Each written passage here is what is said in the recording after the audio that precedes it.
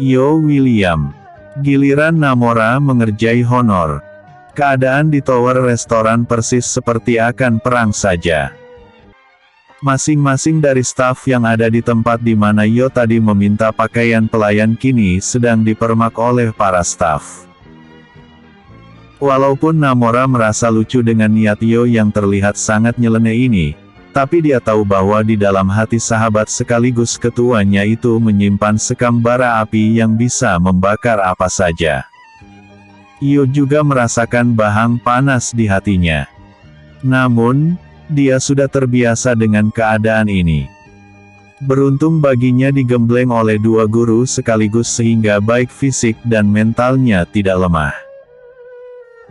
Kini, setelah Yo selesai berpakaian, dengan ditemani oleh Namora, kedua pemuda itu sambil diikuti oleh beberapa orang pelayan dan koki pun bergegas naik ke lantai di mana Diamond VIP Box berada. Sementara itu, di dalam kamar Diamond Box, Honor benar-benar dimanja dengan pelayanan yang diberikan oleh pelayan di tempat itu. Bahkan, manajer sendiri yang turut menyediakan pesanan dari Honor. Tepat ketika dia meminta pencuci mulut, barulah seisi ruangan itu dilanda keterkejutan. Bukan Honor, melainkan sang manajer beserta staf di sana, sekaligus Tiara.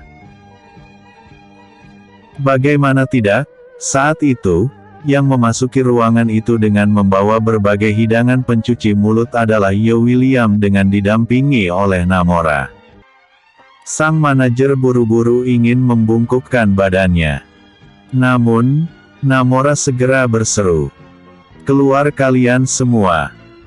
Kata pemuda itu dengan dingin dan suara tertahan, membuat sang manajer dan staf yang berada di ruangan itu tidak berani melanjutkan aksinya. Mendengar perintah itu, sang manajer tidak langsung keluar. Malah, mereka berdiri tepat di belakang Yo. Melihat mereka berdiri di belakang Yo, bukannya membuat Namora berhenti sampai di situ. Dia yang terkenal dengan temperamen yang tidak menentu langsung melotot dan mengambil sebutir buah stroberi dari nampan yang dipegang oleh Yo, dan langsung melemparnya tepat ke arah jidat sang manajer. "Aku tidak suka mengulangi perkataanku," ujar Namora lagi. Kali ini, tidak ada satupun yang berani bertahan di tempat itu kecuali para staf yang ikut menyertai Yo dan Namora tadi. Semuanya lari terbirit-birit dengan sang manajer keluar sambil memegangi jidatnya yang terkena lemparan buah dari Namora barusan. Kejadian ini jelas-jelas membuat Honor Miller menjadi terheran-heran. Dalam hati dia bertanya-tanya siapa pemuda yang berani membuat acara makan malamnya menjadi berantakan seperti itu. Orang ini. Apa dia yang bernama Yo William? Tapi tidak mungkin. Yo William adalah seorang pemuda berkulit hitam. Sedangkan pemuda ini, jelas-jelas wajahnya serta kulitnya sangat identik dengan warna kulit orang Asia Tenggara, kata Honor Miller dalam hati. Berbanding terbalik dengan Honor Miller, Tiara yang melihat dua pemuda tadi langsung pucat. Andai bibirnya disayat ketika ini, tentu saja bibir itu tidak akan berdarah saking kaget dan dengan perasaan campur aduk yang tak menentu. "Maafkan atas kejadian yang tidak mengenakan ini, Tuan Honor Miller. Aku tidak suka dibantah oleh bawahan. Jika mereka masih ingin hidup normal, maka sebaiknya tidak membantah perintah dariku," kata Namora dengan wajah yang tampak 10 kali lipat lebih sombong dari Honor. Wah, Anda terlalu berlebihan, Tuan. Dengan siapa Anda berhadapan pun Anda sepertinya tidak mau tahu.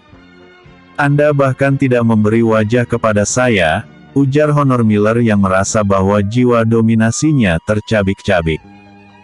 "Aku memberi wajah kepada yang selayaknya saja. Aku tidak mengenal Anda, tapi mengapa Anda bisa berada di Diamond Box ini? Berapa uang yang Anda keluarkan untuk menyuap manajer di restoran ini? Semakin dingin suara Namora ketika memberi pertanyaan. Ketika itu, Yo yang sudah mulai geram langsung melangkah dan berniat untuk meletakkan nampan yang dia bawa ke atas meja di mana Honor dan Tiara duduk. Namun, Namora yang sudah terlanjur panas malah memberi tackle ke tumit kaki Yo membuat pemuda itu terhuyung tepat di depan meja milik Honor. Gubrak. Prang. Tampak semua yang berada di atas meja itu berserakan di mana-mana akibat getaran yang ditimbulkan oleh tabrakan dari Yo tadi. Kini, Honor benar-benar gelagapan melihat kejadian ini. Dia semakin marah ketika jas miliknya dan gaun yang dikenakan oleh Tiara menjadi kotor di sana-sini. Honor sejenak melupakan kemarahannya dan segera mengambil tisu. Dengan lembut dia mengusap sisa makanan dan air minuman yang terkena di gaun Tiara. Hal ini, tentu saja membuat Yo sesak nafas. Karena, seumur hidup dia tidak pernah menyentuh gadis itu seperti yang dilakukan oleh Honor ketika ini. Yo ingin marah. Namun, Namora segera memberi isyarat agar Yo mampu untuk menahan diri. Minimal untuk 1 hari ini saja. Aku telah berbaik hati untuk tidak melakukan perdebatan. Tapi sepertinya Anda ingin memancing kemarahanku. Bentak Honor berang. Dia tidak bisa menahan lagi untuk penghinaan yang dia dapat malam ini. Karena, seumur hidupnya, dia memang tidak pernah diintimidasi oleh siapapun. Oh, maafkan atas kejadian ini. Ini sungguh di luar kendali saya. Apakah Anda merasa bahwa ini adalah sesuatu yang sangat menjatuhkan harga diri Anda? Tanya Namora berpura-pura menyesal. Tapi, sama sekali dia tidak beranjak atau memberikan gestur sebagai tanda permintaan maaf. Hal ini tentu saja membuat Honor menjadi semakin berang. Anda bukan hanya tidak menghormati saya sebagai pelanggan di restoran ini. Anda bahkan mengacaukan semuanya. Saya ingin tahu keberanian seperti apa yang Anda miliki sehingga Anda sangat berani seperti ini. Kata Honor sambil bangkit berdiri. Oh, saya takut. Sebagai tanda permintaan maaf saya, silakan Anda pulang dan semua pembiayaan makan Anda, saya hitung gratis. Bagaimana? Tanya Namora santai. Bahkan saking santainya, dia memetik sebutir anggur di atas meja dan menyuapkannya ke mulut Tiara. Aku tidak memiliki julukan yang pas untukmu, Tiara. Apakah kau pantas aku panggil sebagai perempuan pintar, atau perempuan brengsek? Ujar Namora, tapi dalam bahasa daerah membuat Yo dan Honor tidak mengerti. Namun, tindakan dari Namora ini membuat Honor menjadi naik pitam. Set. Tahan kemarahan Anda Tuan Honor. Wanita yang bersama dengan Anda saat ini adalah sahabat kecilku. Kami sama-sama dilahirkan oleh emak-emak. Jadi, Anda jangan cemburu. Aku tebak, Anda baru mengenal Tiara ini sekitar 1 minggu. Saya mengenal Tiara ini sudah 21 tahun. Ujar Namora tidak memberi kesempatan kepada Honor Miller untuk mendamprat. Kau akan menyesali atas kejadian dan penghinaan ini. Aku pasti akan membalasmu. Marah Honor Miller sekaligus memberi ancaman. Anda sudah terlalu banyak mengancam. Anda bahkan berani mengancam ayah saya. Benar-benar Anda bosan hidup. Jika aku memiliki hati culas seperti Anda, aku pastikan bahwa Anda akan keluar dari restoran ini sebagai bangkai. Tapi aku adalah seorang lelaki jantan. Aku tidak melakukan perbuatan curang. Jika ingin bertarung, sediakan tempat untuk kita. Tanpa istirahat pun aku sanggup. Simpan ancamanmu. Karena, terakhir kali kau mengancam untuk membakar restoran ini, aku sudah mempersiapkan restoran ini untuk kau bakar. Kau adalah tamu biadab. Kembali ke negara asalmu sebelum yang kembali hanya gelar almarhum. Balas Namora tepat di dekat wajah Honor Miller. Kau Tiara. Bawa gendaanmu ini pergi. Kau memiliki kami yang bisa kau andalkan. Tapi kau memilih musuh dari kami. Kau bukan hanya menghancurkan hati sahabatku, tapi menghancurkan segala usaha kami. Kau semakin memperkeruh keadaan. Aku pernah trauma oleh seorang wanita. Jangan sampai kau menjadi pelampiasan rasa traumaku. Pergi sekarang. Bentak Namora lagi. Semuanya tidak seperti yang kau bayangkan. Diam. Bentak Namora sebelum Tiara menyebut nama Yo. Nama yang sangat ditakutkan oleh Namora andai Honor tahu bahwa pelayan itu adalah Yo. Kalian sungguh biadab.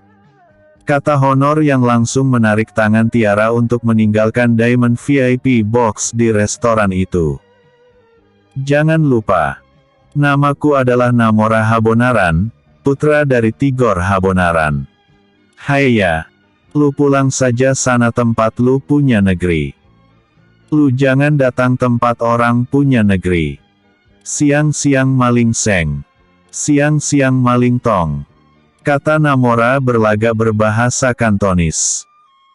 Yo yang mendengar ketinggian selera humor Namora itu tidak kuasa menahan tawa. Setelah Honor Miller dan Tiara keluar dengan tidak terhormat dari ruangan tadi, Yo pun segera menendang pantat Namora membuat pemuda itu mau tidak mau tersenyum juga, walaupun senyuman itu persis seperti senyuman kuda kebelet pipis sekaligus pupus. Bersambung. Episode sebelumnya. Gerak cepat Namora membuahkan hasil. Episode berikutnya. Debat manja antara Yo dan Namora. Debat manja antara Yo dan Namora. Sakit anjir. Asem lu. Kata Namora berusaha membalas perbuatan Yo yang tiba-tiba menendang pantatnya. Tadi bahasa apa itu? Siang-siang maling seng, dan siang-siang maling tong. Tanya Yo tertawa melampiaskan rasa lucu yang dia rasakan. Sejenak bahang panas di dalam hatinya hilang setelah tadi tanpa dia duga, Namora bertindak di luar ekspektasi. Aku juga bingung. Tapi, Paman Acong dan Paman Ameng sering mengatakan seperti itu ketika sedang bercanda, jawab Namora apa adanya. Maling. Tapi benar juga kata-katamu tadi. Siang-siang maling seng yang tertangkaplah. Apalagi seng yang terpasang di rumah orang. Kalau hujan, bisa kebanjiran, kata Yo pula menganalisis perkataan ala Kantonis dari Namora tadi. Mereka memang pencuri. Mereka tidak peduli dengan teriakan orang-orang kecil. Asalkan tujuan mereka tercapai, maka semua jalan halal untuk mereka. Mereka berani secara terang-terangan menindas penduduk Kuala Nipah. Aku tidak bisa terima. Siapapun orangnya, jika datang ke negaraku hanya untuk mengeruk keuntungan tanpa peduli dengan masyarakat sekitarnya, bagiku mereka adalah penjajah yang harus segera dihalau. Kata Namora dengan tegas. Makanya kita tidak boleh gegabah. Di zaman di mana semuanya bisa diputar-belitkan, dan berita bisa dipelintir sedemikian rupa, hal yang harus kita lakukan adalah melibatkan banyak pihak. Kekuatan yang ada saja tidak cukup. Mereka main kasar, kita juga harus membalasnya dengan cara kasar. Tapi caranya yang membedakan kita dengan mereka. Kalau bahasa trennya ya, mafia garis lurus lah. Hahaha. Kata Yo yang kembali tertawa. Sialan. Mafia apa pula garis lurus, makin Namora yang tidak terlalu mengerti maksud Yo. Pintarmu itu kadang-kadang. Sini ku cekoki otakmu itu biar makin luas cara pikirannya. Di zaman sekarang ini, kau bisa mengakses apa saja pemberitaan di media. Informasi hanya sebatas ujung jari saja. Semuanya tinggal klik, dan akan tersedia sesuai dengan yang kau inginkan. Tapi, apakah kau tahu atau bisa menjamin bahwa berita itu adalah benar dan bukan hoaks? Bisa saja kan, orang yang memukul berteriak bahwa dia yang terpukul. Dan orang yang tanpa mau mencari tahu kebenaran akan menelan bulat-bulat apa yang dia baca. Begitu juga dengan kita. Jika kita bertindak seperti yang dilakukan oleh keluarga Miller ini, mereka akan berteriak di media bahwa mereka yang baru akan mendirikan perusahaan dan bertapak di negara ini untuk menginvestasikan modal mereka bagi kemajuan wilayah tempat mereka bertempat malah diserang oleh saingan bisnis mereka. Nama Tower Sole Proprietary pasti akan menjadi musuh publik karena dianggap menganiaya perusahaan yang masih baru. Apakah otakmu sekarang sudah bisa mencerna? Memang levelnya berat sih. Penjelasan itu memang terkesan bertele-tele. Tapi jika tidak dijelaskan, belum tentu kapasitas otak setiap orang mampu mencerna. Jadi, jika ada penjelasan, dengarkan dan jangan banyak bacot. Candayo kepada Namora yang tampak melongo mendengar penjelasan yang sangat panjang kali lebar kali luas dan kali dalam itu. Tapi aku tadi nyaris tidak terpikir bahwa kau mampu mengerjai honor. Aku salut padamu. Tos dulu dong. Ajak Yo yang sudah sangat lancar berbahasa dangdingdong. Jika bukan aku yang mendahului, pasti kau yang akan maju. Ketika kau maju, maka identitasmu akan terbongkar. Aku tahu kau sedang marah. Dan dalam situasi seperti ini, level otakku jauh berada di atas level otakmu. Pintarku yang kadang-kadang ini pasti bermanfaat buatmu. Akui itu. Karena, jika kau tidak mengakui, maka kau tergolong orang yang munafik. Balas Namora. Puas betul hatinya mampu membayar kontan ocehan dari Yo tadi. Iya, aku mengakuinya. Pintarmu yang kadang-kadang itu sungguh membuat isi perutku terbolak-balik. Sepertinya kau sudah mulai melupakan Tiara. Ujar Namora pula. Yo tidak menjawab, melainkan hanya menggelengkan kepalanya saja. Apa maksudnya itu? Tanya Namora yang tidak dapat menangkap maksud dari gelengan kepala Yo tadi. Aku tidak berusaha untuk melupakan Tiara. Dia adalah cinta pertamaku. Aku bisa mendapatkan 1000 wanita dengan kapasitas yang aku miliki. Tapi, jelas rasanya tidak akan sama. Jika kau ingin tahu seperti apa yang aku rasakan, bertanyalah kepada Paman Tigor seperti apa cintanya kepada Bibi Mirna. Kau memang sialan. Membuang waktu hanya karena cinta brengsekmu itu. Ingin ku cekik lehermu itu. Geram kali aku bah. Maki Namora yang langsung bangkit dan akan meninggalkan ruangan itu. Kau jangan sama ratakan semua wanita. Kau mungkin pernah kecewa. Tapi, itu nasib sialmu yang mudah saja percaya. Aku dan Tiara sudah berteman 3 tahun sebelum aku menyatakan perasaan. Makanya upgrade kapasitas otakmu menjadi 1 terabita. Maki Yo tidak puas. Bodoh amatlah. Makan tuh cinta sialanmu. Kata Namora pula yang sudah sampai di depan pintu keluar. Mau kemana kau? Tanya Yo yang langsung bangkit menyusul. Mau menyiksa manajer itu. Bagaimana dia bisa mengizinkan orang yang tidak memiliki kartu Diamond VIP member eksklusif di Tower Sole Proprietary ini memasuki Diamond VIP Box? Akan kutelanjangi manajer ini. Jika ingin menjilat, jilatlah tuanmu. Karena kau bernaung di bawahnya, dan kau bekerja mendapatkan upah. Bukan cuma-cuma. Jika kau menjilat kepada orang lain, itu adalah sebuah kedekatan dengan pengkhianatan. Dan manajer ini, dia sudah berkhianat. Mengkhianati peraturan yang telah ditetapkan oleh perusahaan, jawab Namora. Yang punya perusahaan ini kan aku. Aku yang akan menentukan hukuman. Mengapa kau yang bertindak memberikan hukuman? Io mempertahankan keputusan dari Namora tadi yang hendak menghukum sang manajer. Ingat, kau adalah pelayan untuk hari ini. Jangan membantah atasan. Atau, kau akan aku kenakan hukuman karena tidak disiplin terhadap atasan. Peraturan tertulis di perusahaan sudah jelas.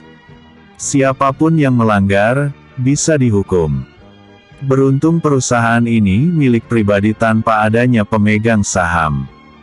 Jika tidak, kau orang yang pertama yang akan diadili oleh Dewan Direksi. Balas Namora yang membuat Io mati kutu. Memang, Io ini sama sekali tidak mengurus perusahaannya. Dia hanya sibuk dengan urusan tentang keluarga Miller ini. Namun, bukan berarti Io lepas tangan. Hanya saja, waktunya yang banyak tersita sehingga dia lebih banyak memberikan ruang kepada Miss Alin untuk menjalankan perusahaan. Terserah kau sajalah. Aku malas untuk ribut masalah kedisiplinan denganmu. Beruntung jabatan presiden di Tower Sol Propier dipegang oleh Miss Alin. Jika kau yang memegang jabatan itu, bisa kabur semua para staf yang ada, maki Io kepada Namora. Setidaknya aku tidak menyiksa para staf dengan memaksa mereka mendorongku di atas troli, jawab Namora pula yang sukses membuat mulut Io seketika terbungkam. Jangan lari kau, Namora. Aku akan mengajarmu. Teriak Io yang menyadari setelah berucap seperti tadi, Namora segera kabur karena khawatir Io akan menghajarnya. Woi Namora. Jika kau kabur, akan aku buat kau bangkrut 7 turunan seperti keluarga Clifford. Ancam Io. Mendengar ancaman itu, Namora segera menghentikan larinya. Kini, dia pasrah akan tindak balas dari Io. Plak. Sekali lagi, jangan mengingat hobi lamaku. Atau, kau yang akan aku suruh mendorong troli yang aku naiki. Mau. Ancam Io, setelah menyepak pantat Namora. Ampun, ketua. Aku khawatir jika kesabaranku hilang, kau bisa terjun bebas dari lantai atas ke lantai paling atas, jawab Namora bercanda. Ternyata kau lebih sialan dari Tai dan Silas. Cepat selesaikan urusanmu. Aku memberimu waktu hanya 10 menit. Ujar Io yang langsung berjalan menuju lift mendahului Namora. Bersambung. Episode sebelumnya. Giliran Namora mengerjai Honor. Episode berikutnya. Honor ingin menyerang Gang Kumuh. Honor ingin menyerang Gang Kumuh.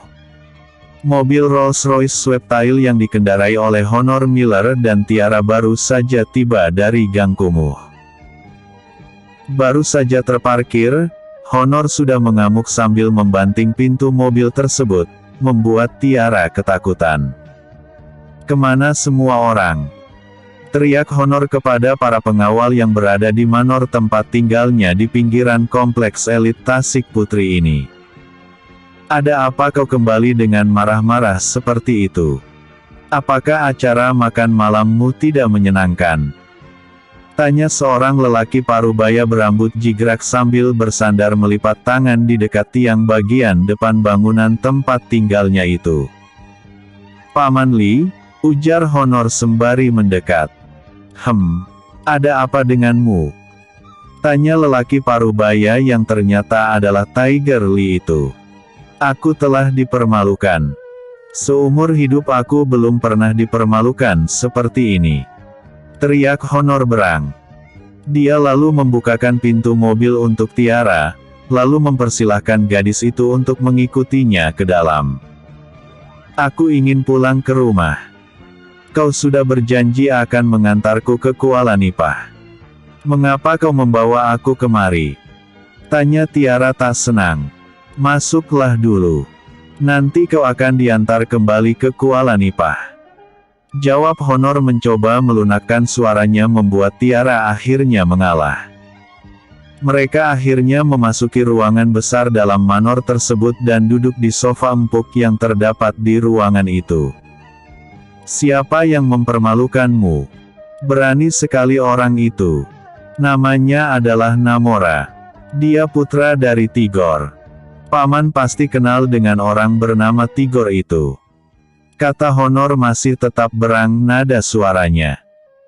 Ribut-ribut yang terjadi di ruangan tengah itu akhirnya memancing perhatian dari salah seorang lagi lelaki parubaya. Dengan rasa penasaran, dia langsung menghampiri Tiger Lee dan menanyakan kenapa dengan majikan mereka itu. Setelah mendapat tahu dari Tiger Lee bahwa Honor telah dipermalukan oleh Namora, akhirnya lelaki itu pun mengangguk faham. Untung kau di sini, Zaki. Pimpin orang-orangmu dan hancurkan tower restoran. Bagaimana dengan orang-orang geng tengkorak?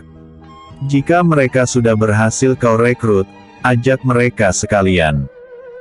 Inilah saatnya untuk menguji seperti apa cara kerja mereka, kata Honor yang tampaknya sangat dendam atas kejadian di restoran Gang Kumuh tadi. Honor, jangan ikuti hati yang panas. Kelak, kau sendiri yang akan rugi. Kata Tiger Lee memperingatkan. Sekarang Zaki. Teriak Honor tanpa menghiraukan nasihat dari Tiger Lee tadi. Sudahlah. Biar aku saja. Kau temani dia. Kata Tiger Lee yang langsung keluar meninggalkan ruangan itu. Ambilkan aku minuman. Aku harus memenangkan dulu hatiku yang panas ini. Teriak Honor. Tidak sampai semenit, seorang lelaki tua berjalan dengan santai memimpin dua orang wanita pelayan membawakan anggur mahal dan memerintahkan untuk meletakkan anggur tadi di atas meja. Ada apa denganmu, Honor? Apa kau tidak bisa berbicara perlahan? Aku memang sudah tua, tapi telingaku belum tuli. Tegur lelaki tua tadi. Dia adalah Tuan Cheng. Kepala pelayan di keluarga Miller, bahkan sejak dari Tuan Besar Harold Miller masih hidup. Maaf, Kakek Cheng. Anda boleh kembali ke tempat Anda, balas Honor Miller. Baiklah. Aku hanya pelayan di keluarga ini, kata lelaki tua itu yang langsung membalikkan badannya meninggalkan ruangan itu. Hanya suara ujung tongkatnya yang terdengar ketika lelaki tua itu menghilang di balik pintu. Kau temani aku minum, Tiara. Pinta Honor yang langsung menyodorkan minuman kepada gadis itu. Tiara menolak, lalu menggeser minuman yang disodorkan oleh Honor tadi ke samping. Hal ini tentu membuat Honor merasa sangat tersinggung. Kau tidak mau minum? Hah? Sini. Kau harus minum.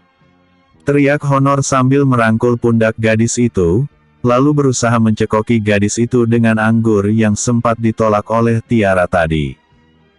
Apa-apaan kau, Honor? Aku tidak ingin minum. Teriak Tiara sambil berusaha meronta. Plak. Bajingan kau, Honor. Teriak Tiara yang terlepas dari rangkulan Honor, dan langsung mengirim tamparan keras ke arah pipi pemuda itu. Honor mengusap pipinya yang terasa panas oleh tamparan dari Tiara tadi. Dia tidak menduga akan diperlukan seperti itu oleh seorang gadis. Padahal, ada banyak gadis yang ingin menjadi kekasihnya, tapi dia tolak. Kurang ajar. Kau berani menamparkan tuanku. Aku patahkan tanganmu. Marah Zaki yang bertindak untuk menjambak rambut Tiara. Hentikan. Bentak Honor membuat Zaki mengurungkan niatnya untuk menjambak rambut gadis itu. Tapi, gadis sialan ini sudah sangat keterlaluan, Tuan. Zaki seperti tidak percaya bahwa Honor bukan hanya tidak membalas. Namun, dia malah tersenyum saja mendapat tamparan tadi. Kau ingin pulang, Tiara? Aku akan mengirim orang untuk mengantarmu ke Kuala Nipah. Maafkan atas sikapku tadi. Tidak seharusnya aku kasar. Sekali lagi mohon dimaafkan. Kata Honor meminta maaf. Hal ini tentu semakin membuat Zaki tidak habis pikir. Apakah Honor ini salah minum obat? Fikirnya dalam hati. Honor segera bangkit berdiri, lalu menggenggam tangan Tiara yang tampak mulai menangis. Maafkan aku. Aku berjanji tidak akan kurang ajar lagi kepadamu. Honor menuntun gadis itu menuju ke bagian depan rumah di mana di sana sudah ada yang menunggu untuk mengantar gadis itu kembali ke Kuala Nipah. Kau tidak apa-apa kan, Tiara? Tanya Honor. Dia merapikan rambut gadis itu dengan lembut. Aku tidak apa-apa. Jawab Tiara singkat. Kau akan diantar kembali. Besok aku akan mengunjungimu. Kita bisa jalan-jalan lagi. Kau boleh meminta apa saja. Semua akan aku berikan. Anggap itu sebagai bentuk dari permintaan maafku. Antar kekasihku kembali ke Kuala Nipah. Ingat, sedikit saja kulitnya tergores, aku kuliti tubuh kalian hidup-hidup. Ancam Honor. Saya mengerti, Tuan. Jawab sang sopir. Setelah mobil yang akan mengantarkan Tiara tadi berlalu, Zaki yang masih tidak mengerti langsung menanyakan kepada Honor mengapa dia membiarkan saja pipinya ditampar oleh gadis itu. Dia bahkan membiarkan gadis itu pergi, tanpa memberi pelajaran terlebih dahulu. Kau tahu mengapa aku tidak membalas? Itu karena dia adalah gadis yang terhormat. Berbeda dengan gadis-gadis cantik yang mendekati aku. Gadis seperti Tiara ini adalah gadis timur yang sangat menjunjung nilai-nilai ketimuran. Dia lebih baik mati, daripada harga dirinya diinjak-injak. Itu yang membedakan dirinya dengan yang lain. Rebecca Liu, sama sekali aku tidak tertarik. Budaya barat sudah bersarang di kepalanya. Aku suka kepada wanita yang memelihara rasa malunya. Kata Honor menjelaskan. Zaki hanya bisa mengangguk saja mendengar penjelasan dari tuannya itu. Tidak ada dialog lagi di antara mereka, sampailah pada saat Tiger Lee datang dengan beberapa unit kendaraan minibus. Dari dalam minibus tersebut, berkeluaran lelaki berbadan tegap yang dipimpin oleh seorang wanita parubaya. Kelompok ini adalah kelompok yang dikenal dengan nama Geng Tengkorak. Bersambung. Episode sebelumnya. Debat manja antara Yo dan Namora. Episode berikutnya. Kekalahan di Gang Kumuh hanya jebakan. Yo William. Kekalahan di Gang Kumuh hanya jebakan. Tepat pukul 3 dini hari, tampak dua orang pemuda duduk tenang di teras sebuah toko yang masih buka. Kedua pemuda itu adalah Yo William dan Namora. Sedangkan di hadapan mereka, terlihat api berkobar-kobar melahap restoran yang dikenal sebagai satu-satunya restoran paling mewah di Gang Kumuh ini. Dan semua orang juga tahu bahwa restoran itu adalah milik perusahaan Tower Soul Propier yang berada di bawah pengawasan dari Tigor, sang penguasa kota Kemuning. Namora yang tampak sangat geram berulang kali melirik ke arah Yo yang terlihat tenang-tenang saja. Bahkan, pemuda itu masih bisa tersenyum manis melihat anggota pemadam kebakaran berjibaku memadamkan api. Ya. Baru saja kelompok gangster yang menamakan diri mereka dengan kelompok geng Tengkorak dengan dibantu oleh beberapa warga negara asing telah membuat kekacauan di Gang Kumuh ini. Mereka datang dalam jumlah yang besar dan mulai menyerang para pengawal di beberapa titik termasuk hotel, pusat hiburan serta restoran yang kesemuanya adalah milik Tower Soul Propier membuat para penjaga keamanan di beberapa properti milik Tower Soul Propier tersebut berlarian tunggang langgang. Masih bisa tersenyum. Gerutu Namora antara terdengar dan tidak. Tapi, Bagi Yo William, gerutuan Namora lebih dari jelas terdengar di telinganya. "Kau tahu apa, Namora? Diam dan tenang saja. Anggap kobaran api itu adalah hiburan buatmu," jawab Yo yang membuat Namora segera terdiam. "Ayo pulang." Moncong kamera wartawan lebih sadis dari moncong senjata sniper, ajak Yo kemudian. Kedua pemuda itu segera meninggalkan depan toko tempat mereka duduk tadi, dan segera berjalan menuju di mana mereka memarkir mobil sport hitam. Setelah memasuki mobil tadi, Yo pun segera tancap gas menuju ke perumahan dinas kepolisian untuk mengantar Namora. Setelah itu, barulah dia akan kembali ke apartemen miliknya di Bukit Batu. Yo baru saja tiba di apartemen miliknya di Bukit Batu, setelah mengantar Namora kembali ke rumah Rio. Di sana, dia tidak bertemu dengan Rio.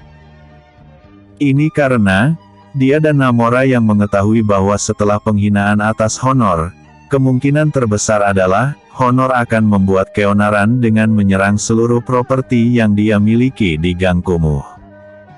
Dan ternyata dugaannya itu benar terjadi. Yo bukannya tidak ingin membalas perbuatan dari keluarga Miller ini. Namun, dia ingin terlihat dianiayai. Dengan begitu, serangan secara besar-besaran baru bisa dilakukan. Rio sendiri segera bertindak melakukan pengejaran terhadap anggota geng tengkorak yang melarikan diri ke Bukit Batu. Sedangkan para wartawan, sudah siap dengan pemberitaan yang akan mereka buat pasca kerusuhan ini. Besok kalian akan memetik apa yang telah kalian tanam.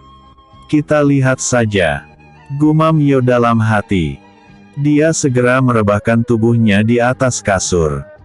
Besok, mungkin dia tidak akan masuk ke kelas. Ada banyak hal yang harus dia kerjakan. Kemungkinan terbesar adalah, dia pasti akan diincar oleh pihak wartawan untuk ditanyai mengenai perusahaan yang mengalami kerugian pasca kerusuhan yang disebabkan oleh keluarga Miller.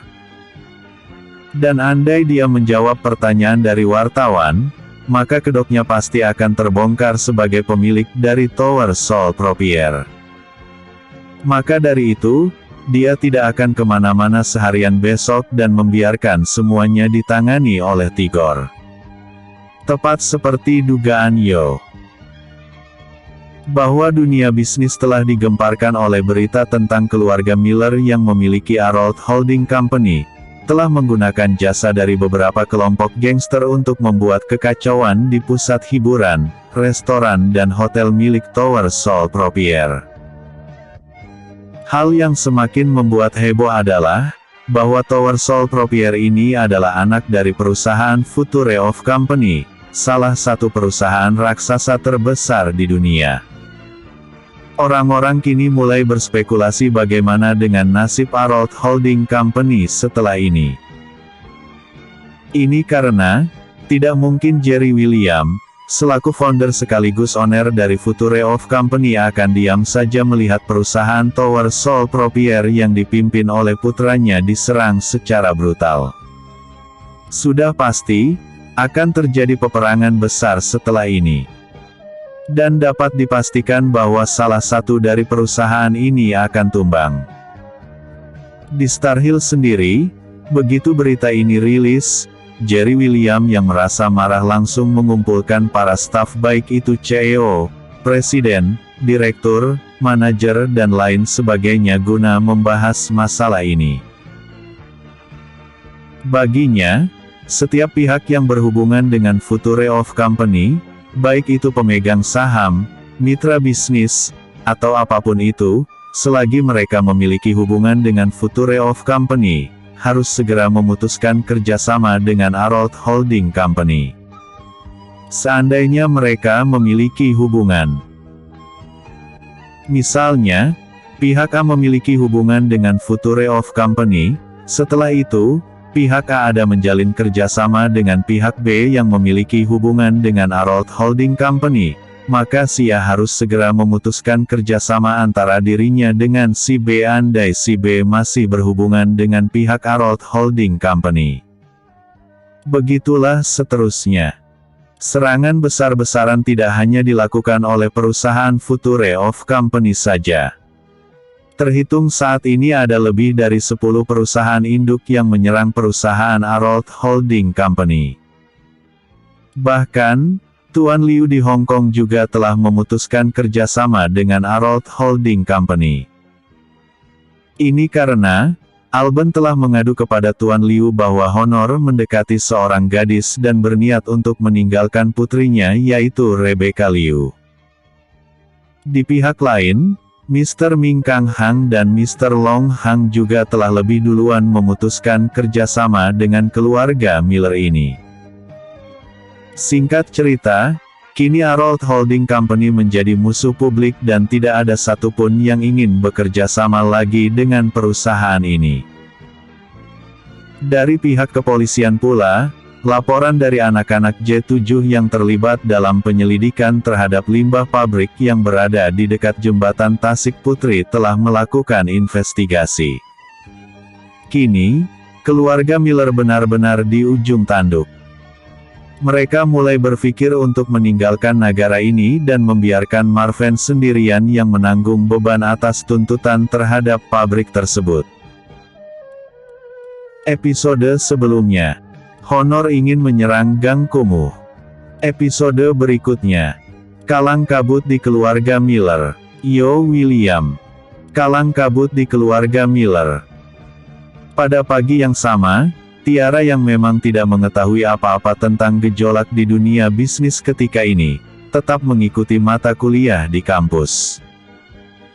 Walaupun banyak tatap mata yang seperti tidak senang dengan dirinya, namun itu semua tidak menyurutkan semangatnya untuk terus belajar. Setelah kelasnya usai, dia yang merasa perlu untuk mencari keberadaan Yo bagi meluruskan kesalahpahaman di antara mereka mulai mencari keberadaan kekasihnya itu. Sudah banyak orang yang dia tanyai, namun tidak ada yang mengetahui di mana keberadaan Yo. Tiara yang merasa harus menjelaskan segalanya kepada Yo akhirnya memberanikan diri untuk bertanya kepada Namora. Dia tahu bahwa Namora saat ini mungkin sangat membencinya. Tapi apa boleh buat? Urusan hanya antara dirinya dengan Yo. Namora sama sekali tidak punya hak untuk ikut campur. Begitulah yang ada dalam pikirannya saat ini. Seperti biasa, Namora yang memang akan selalu duduk sendirian dan tidak suka berada di antara kumpulan mahasiswa yang lainnya merasa tidak senang ketika Tiara menghampiri dirinya. Dia berusaha untuk mencari tempat duduk yang lain dan tidak sudi melihat wajah Tiara. Namun sebelum dia pergi, Tiara sudah keburu memanggil namanya. "Tunggu, Namora!" teriak Tiara dan berlari-lari kecil mengejar pemuda itu. Namora menghela nafas. Ada riak muak di wajah pemuda itu. "Kau mau apa?" tanyanya kemudian. "Namora, aku perlu bertemu dengan Yo." "Apakah kau tahu dia di mana saat ini?" tanya gadis itu. "Untuk apa? Jangan seret aku ke dalam masalah kalian. Aku tidak punya waktu," elak Namora. Kali ini dia benar-benar meninggalkan gadis itu. Melihat Namora pergi, Tiara tidak membiarkannya begitu saja. Dia pun kembali mengejar pemuda itu. "Tolonglah aku, Namora. Beritahu di mana Yo saat ini. Aku harus menjelaskan kepadanya bahwa semuanya tidak seperti yang dia bayangkan. Aku benar-benar terpaksa. Jika aku tidak menjelaskan kepada Yo, kemungkinan dia akan terus-terusan menyalahkan aku," kata gadis itu memohon. "Kamu seharusnya berkaca, Tiara. Yo jelas-jelas sudah memergoki dirimu berdua dengan Honor. Itu sudah sangat jelas. Andai itu adalah Yo, apa kau akan memberikan kesempatan kepada sahabatku itu untuk menjelaskan ketika kau cemburu kepadanya?" Dan, aku beritahu kepadamu satu hal. Karena dirimu, restoran milik Yo, pusat hiburan dan hotel yang berada di Gang Kumuh hancur. Kau harus bangga dong. Kata Namora tersenyum mengejek. Tiara jelas tahu arti dari senyuman itu. Itu adalah senyuman sinis yang memojokkan dirinya. Namora, urusan ini adalah antara aku dan Yo. Kau boleh marah. Tetapi ingat batas-batasmu. Kita hanya berteman. Sama seperti kau dan Yo, aku juga adalah sahabatmu. Jika kau tidak mau memberitahu keberadaan Yo, maka jangan terlalu kasar. Kau tidak punya hak untuk itu. Maki Tiara. Dia lalu segera meninggalkan Namora dengan kesal. Namora hanya mengangkat pundaknya melihat Tiara yang mulai kesal. Baginya, dia tidak peduli gadis itu mau kesal atau tidak. Yang jelas, dia tidak ingin diganggu. Tanpa berteman dengan siapapun, baginya itu lebih baik. Apalagi hanya Tiara. Gadis itu sungguh memuakkan baginya. Siang itu, keadaan di manor milik keluarga Miller mulai dilanda kepanikan. Dikatakan panik karena, beberapa perusahaan mulai memutuskan hubungan kerjasama dengan Arold Holding Company. Bahkan, beberapa investor pun kini mulai menarik minat mereka untuk berinvestasi di perusahaan tersebut. Terhitung sejak pagi tadi, dimulainya serangan oleh Future of Company, nilai harga saham di perusahaan itu mengalami penurunan sebesar 25%. Dan ini dijangkakan tidak akan berhenti sampai di situ saja. Hal ini tentu saja membuat beberapa di antara mereka mulai menjual saham mereka dan melepaskan diri dari perusahaan yang telah dicap sebagai perusahaan tempat berkumpulnya para mafia dan gangster karena kekacauan yang mereka timbulkan di Gang Kumuh. Kemana honor ini? Tanya Tiger Lee yang tampak gelisah. Sejak tadi dia mondar-mandir di ruangan tengah manor milik keluarga Miller itu persis seperti setrika. Zaki yang tahu kekhawatiran Tiger Lee ini pun menjawab. Brother Lee, aku melihat bahwa Tuan Besar tadi pergi. Ketika aku tanya, dia menjawab untuk menjemput Tiara di Universitas Kota Batu. Jawab Zaki. Jawaban ini tentu saja membuat Tiger Lee menjadi sangat geram. Bagaimana mungkin Honor tidak mengetahui bahwa perusahaan saat ini sedang sekarat? Beginilah kalau anak terlalu dimanja. Dia tidak tahu cara bekerja. Yang dia tahu hanya bersenang-senang. Perusahaan ini lama-kelamaan bisa bangkrut jika Honor ini terus seperti ini. Yang ada di otaknya hanya bersenang-senang. Celaka sungguh kalau begini terus. Maki Tiger Lee.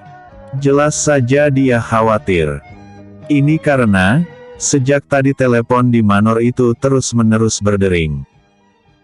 Belum selesai dia menjawab telepon yang ini, telepon yang itu sudah berdering. Dan isi dari obrolan si penelepon hanya satu, yaitu keluhan terhadap perusahaan yang kini nilai pasarnya terus merosot. Sejak awal aku sudah mewanti-wanti. Jika seperti ini terus, perusahaan pasti akan hancur. Beginilah jika jabatan tidak dipegang oleh orang yang semestinya. Honor jelas tidak memiliki kelayakan untuk memegang kendali di perusahaan, omel Tiger Lee panjang pendek. Mengapa tidak kau telepon saja ke nomor ponselnya? Tanya Zaki yang sejak tadi hanya diam saja melihat Tiger terus mengomel. Berdering tapi tak dijawab. Sialan sungguh. Maki Tiger Lee. Puas mondar-mandir dan mengomel, dia segera terduduk di atas sofa. Buah memang tidak jauh jatuh dari pohonnya. Celaka bagi Kak Adolf Miller memiliki seorang anak lelaki yang tidak kompeten. Lalu bagaimana sekarang? Tanya Zaki. Keriting. Keriting. Belum lagi Tiger Lee menjawab pertanyaan dari Zaki, Kini telepon kembali berdering. Tiger dan Zaki saling pandang. Lalu, kau saja yang menjawab telepon itu. Aku sudah lelah, kata Tiger Lee. Terlihat bahwa dirinya saat ini mendapat tekanan yang tidak ringan. Zaki tidak membantah. Dia segera berjalan menuju di mana pesawat telepon terletak, lalu menjawab panggilan tersebut. Halo. Halo Tuan Besar. Ini Zaki. Ada apa? Tanya Zaki. Tuan Zaki. Saya adalah manajer di pabrik dekat jembatan Tasik Putri. Saya ingin melaporkan bahwa saat ini pihak kepolisian sedang melakukan investigasi. Beberapa perwakilan rakyat serta pejabat yang tidak sempat kita suap juga berada di sini. Kata sang manajer melaporkan. Apa? Celaka. Kau usahakan untuk mengulur-ulur waktu. Pastikan bahwa mereka tidak menemukan jalan menuju ke ruangan bawah tanah. Kata Zaki dengan panik. Baik Tuan. Jawab sang manajer yang langsung mengakhiri panggilan. Ada apa? Tanya Tiger Lee. Celaka. Pihak petugas kepolisian bersama dengan tokoh masyarakat dan ahli Dewan Perwakilan Rakyat sedang melakukan peninjauan terhadap pabrik ikan sarden di dekat jembatan. Aku sudah menyuruh manajer tersebut untuk mengatasinya. Makin runyam urusan, keluh Tiger Lee. Masalah itu tidak usah terlalu dipikirkan. Kita bisa saja lepas tangan. Masih ada Marvin yang akan menjadi kambing hitam. Sebaiknya, kita mulai mempersiapkan diri untuk memindahkan seluruh alat-alat dan barang-barang yang telah siap diproduksi. Pabrik itu bukan apa-apa. Tapi, jika barang di ruangan bawah tanah dapat diendus oleh pihak aparat kepolisian, maka kita akan jatuh miskin. Kata Zaki memperingatkan. Ayo. Kata Tiger Lee. Dia segera mencabut pistol di pinggangnya, menghitung sisa peluru, lalu segera menyelipkannya kembali sebelum berangkat bersama dengan Zaki. Bersambung. Episode sebelumnya. Kekalahan di Gang Kumuh hanya jebakan. Episode berikutnya. Tiara dalam masalah.